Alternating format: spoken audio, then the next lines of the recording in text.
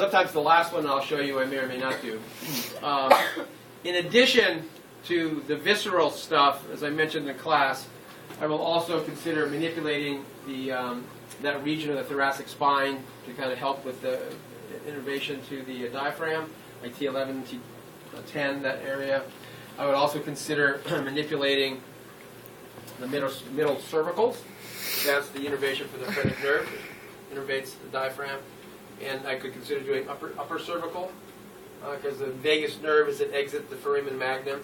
And you may or may not have noticed this, but quite often when you do cervical work, like some of the soft tissue stuff, quite often, people's stomachs will start to gurgle because you're stimulating the vagus nerve. And then sometimes I will also do cranial work, that biocranial technique that I've learned. So all those are kind of part of that package of dealing with the hiatal hernia, both mechanically, locally, and somewhat reflexive-wise through nerve innervation. So, so when I do the hiatal hernia, the first thing I do, as I mentioned, this would be one area where I would do the adhesion release just in the epigastric region. So I would just kind of come in here, anchor, and then kind of do the adhesion release. That just helps to stimulate some of the circulation to this area. Because again, the most common hernia is the sliding hernia, and the cardiac of the stomach, the cardia, tends to be a little more on the left side, right? And it goes up to the esophageal sphincter there. And so the sliding one tends to go up, or tends to go down, depending upon a variety of circumstances. So the idea of this is to mechanically pull it down. All right. So the first technique is the fist technique. So the fist technique, I'm going to make a fist, and I'm going to put the shelf of my between my metacarpal phalanx, my MCPs and my pips, on the inferior costal margin, right here by the xiphoid. And then I put my other hand over it just to support it, but you won't be able to see. So, and what I'm going to do on an exhale, I'm just going to rotate and push down. So what I end up with is the shelf between my pip and my dip. Is kind of what's on the abdominal wall while I just kind of push away from myself. And this other hand is just here for support. So just take a nice deep breath in. As the exhales, just rotate. And then I could, if I want, give a little bit of a push, but I usually don't with the fist technique. It's just a mechanical pushing down. I don't remember if I did mention this in class. So, people can drink a bunch of water, do this kind of a thing, and just push the stomach down. I've had patients take the heel of their palm, just kind of dig in here and push down like that. That kind of does some of what we're doing here as self-help kind of techniques. So for the fist technique, I do it 3 sides, 3 times on each side. And it's more important actually on this side because this is the side that actually has the hernia. So, nice deep breath in, blow it on out. So it's a nice, consistent, slow kind of push. And it's done on the exhale, because when he's exhaling, his diaphragm is coming up, right? So, and then I'm pushing the contents below it down. So I'm creating a separation. Okay. In my choreography, the next thing that I do, which is that Sandberg-Lewis thing up there, this is a little kindler and a little gentler than the one I'm going to show you after this, which is actually the one I think is the most dynamic. For this one, I do tend to sit down, unless I have a table that I can pump up and I can stand. So there's 2 ways that I can make my contact. My hand is either going to be one on top of the other like this, or the Sandberg-Lewis contact of the fingers are kind of spread so the fingers are kind of lined up like that. Kind of whatever one you find to be the most comfortable for you. So you can either take, it's like a J, I can either go up and then kind of come down, or which would be clockwise, or I could tend to go counterclockwise. I tend to just go clockwise. So my hands are like this, so I'm going to kind of make that J and then pull down. Just kind of hold it, and then maybe I give a little bit of a thrust at the end. So nice deep breath in as he exhales again. So when I'm pushing down, or making that traction, I'm kind of pushing down to make the traction. I'm not just kind of going over his skin like that. So the idea is if you can imagine this, I'm trying to quote-unquote grab the stomach and pull it down. Now, depending on, how large a person is, you may or may not be able to get through, muscle and adipose and skin to get kind of down there. But the idea is still that's what you're trying to accomplish. And so, again, so I can kind of use my hands to get a good contact. Nice deep breath in. down, and then maybe at the end of the exhale, just give a little thrust, kind of like that. And I usually do that 3 or 4 times. Okay. Then the next sequence, this is the one that's the most dynamic, and this is the one that I'm going to ask you on the practical exam. I don't think I'm going to ask you. You're not going to ask us. I don't think so. I don't remember now, but this one for sure, I am.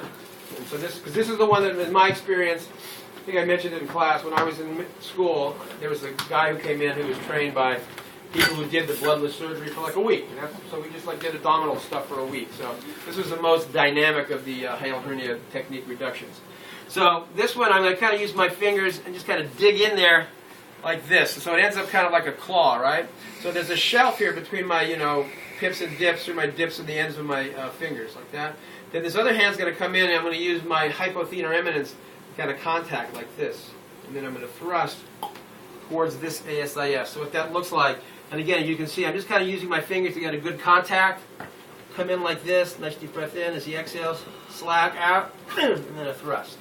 So the thrust is kind of, you can imagine going maybe at a 45-degree angle towards the table, but towards this ASIS. So I'm not just thrusting like on the top of his abdominal musculature. Again, your visualization, not your imagination, your visualization is such that, yes, I'm grabbing that cardia of the stomach and then I'm tractioning it down on an exhale when the diaphragm is going up, right? So again, it separates and can mechanically bring the that hernia down and reduces it. Okay? What is it called?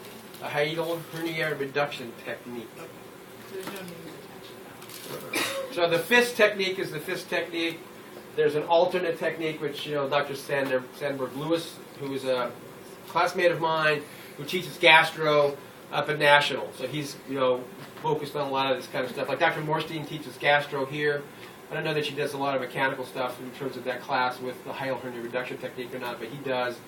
And actually, Dr. Decker Weiss, who's a graduate from here, focuses primarily in cardiology, he finds a lot of times when people have indigestion and or a hiatal hernia, because it kind of comes up, it puts pressure on the heart.